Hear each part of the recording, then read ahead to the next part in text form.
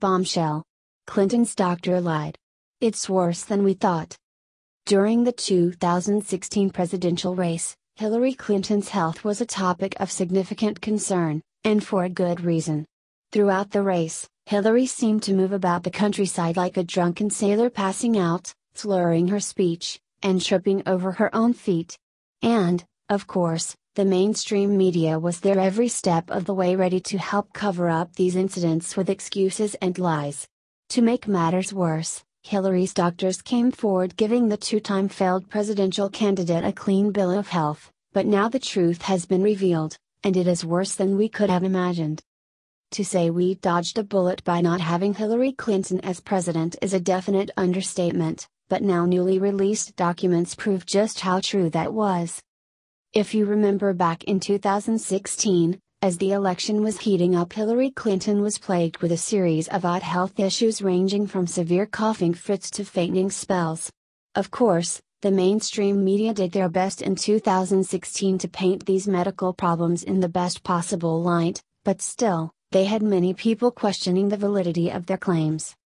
Now, as we head into 2018, the truth is revealed, and it turns out everyone, including Hillary's doctor, was covering how sick she truly was. As it turns out, Hillary Clinton was diagnosed with a condition called subcortical vascular dementia, which is a type of dementia caused by widespread, microscopic areas of damage to the deep layers of white matter in the brain, and her doctors hid it from the American people.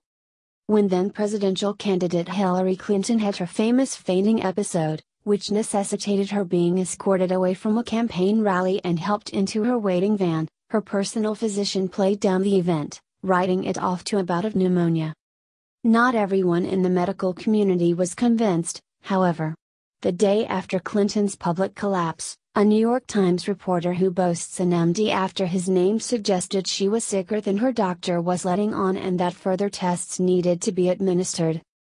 To quell concerns about her fitness to serve as president if elected, her campaign released an update of a July 2015 letter from her doctor attesting to her overall good health.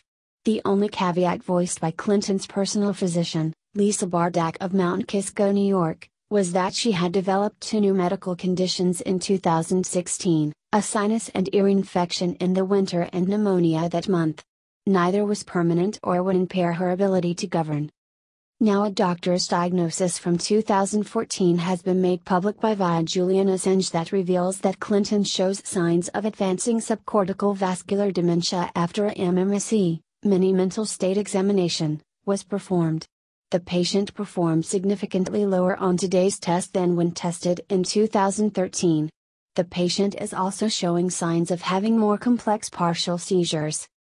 The doctor who made that diagnosis? Lisa Bardack of Mount Kisco, New York.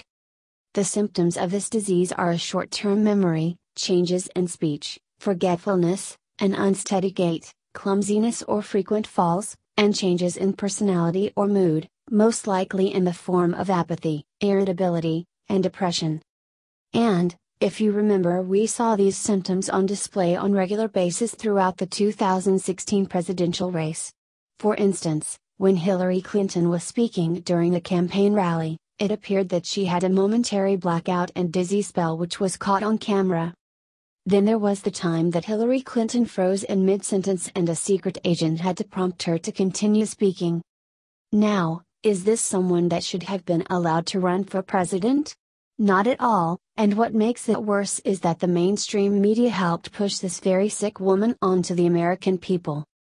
You see, the left does not care who they hurt in this country as long as they get who they want in office to continue to push their destructive liberal policies.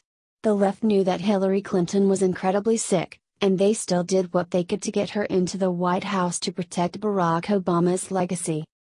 Thankfully, that entire plan was thwarted, and the American people elected Donald Trump, but that does not negate the harm these people have done. Dr. Lisa Bardack should be questioned concerning her role in misleading the American people about Hillary Clinton's condition and face some punishment. However, it is highly doubtful that will happen considering we are still waiting to see Hillary Clinton charged with the numerous crimes she has committed. Though, If we the people continue to push for Hillary Clinton and all those that surround to be questioned, we may see justice.